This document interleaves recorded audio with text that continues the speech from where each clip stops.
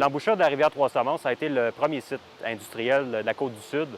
Ici, il y avait dans l'Anse, à marée haute, un port qui permettait aux industries de fonctionner. Donc, il y a eu le moulin à farine seigneuriale, évidemment. Il y a eu une tannerie, aussi il y a eu des scieries.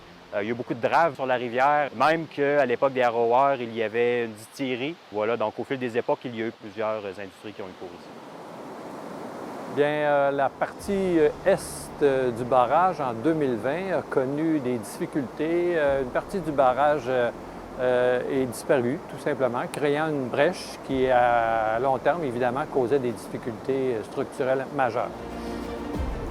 En effet, le barrage avait brisé sur un de ses côtés. Donc là, il y avait un risque potentiellement pour les propriétés. Puis il souhaitait qu'il y ait des actions qui soient faites pour soit réparer le barrage, soit améliorer.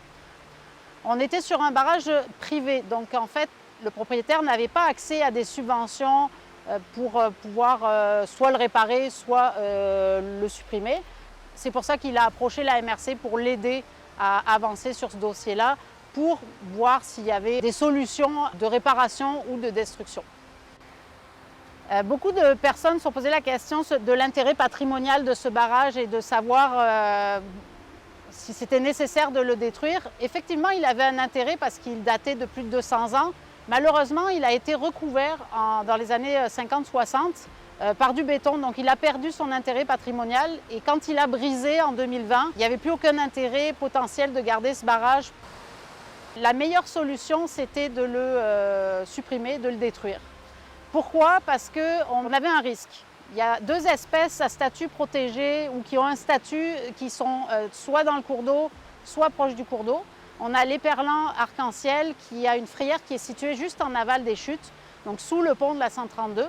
Donc ce poisson-là, en ayant une frayère en bas, il y avait un risque pour la frayère si le barrage finissait par briser. En effet, on est sur une structure qui avait accumulé des sédiments en amont. Si le barrage avait cassé, tous les sédiments se seraient retrouvés sur la frayère de l'éperlan, donc ça aurait détruit cette frayère-là. Autre espèce importante dans la zone, c'est l'anguille d'Amérique. On est sur les populations d'anguilles à travers toute la province sont en forte diminution. Donc plus on augmente leur espace d'habitat et plus c'est bon pour elles. Donc le fait d'avoir un bris sur le barrage, ça empêchait l'anguille de remonter. Avant 2020, elle était capable de remonter sur le barrage qui était un petit peu humide. Mais là, avec le bris, toute l'eau passait à un certain endroit. Donc la partie en béton n'était plus humidifiée et la partie où l'eau passait, c'était trop puissant. Donc l'anguille ne remontait pas le cours d'eau. Le fait d'avoir supprimé le barrage a permis la libre circulation de l'eau, mais aussi va permettre à l'anguille de remonter dans le cours d'eau de nouveau à partir de 2024. La destruction du barrage, beaucoup de monde pensait que ça allait être très très facile. Là. Hop, hop, hop, un petit bout de muret en béton, on l'enlève. Non, il y a des madriers en bois qui étaient en dessous, donc ça demandait un petit peu plus de travail que juste l'enlever en une journée. Puis il faut savoir que au fil des 200 dernières années, s'est accumulé des sédiments contre le barrage.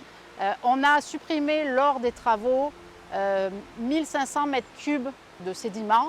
Donc on a enlevé sur 30 mètres de longueur ces sédiments-là. Et ensuite, il y a aussi des mesures d'atténuation qui étaient à mettre en place parce qu'il fallait limiter les impacts des travaux sur ces espèces. Plusieurs démarches ont été faites dans ce projet-là. La MRC a commencé par travailler sur des demandes de financement parce que c'est pas gratuit de défaire un barrage comme ça. Puis avant de la destruction, il faut faire des études de faisabilité et des études pour voir si on n'entraînait pas des problèmes sur le milieu. On a consulté les ministères pour voir si des espèces exotiques envahissantes ne pouvaient pas remonter dans la rivière si on avait supprimé le barrage. Il y a eu des études pour valider la quantité de sédiments qui étaient enlevés en amont. Donc la première année, le dossier a été travaillé, des études de faisabilité ont été faites et pour ensuite, en 2024, aller sur la destruction du barrage. Bien sûr, les gens étaient habitués à avoir un paysage. C'était pour eux quasiment un patrimoine, mais il faut se mettre maintenant dans l'optique où ce que l'on voit, c'est ce que les premiers colons ont vu en arrivant. C'est un autre type de patrimoine qui était complètement disparu, qui est réapparu. Le résultat est extrêmement intéressant.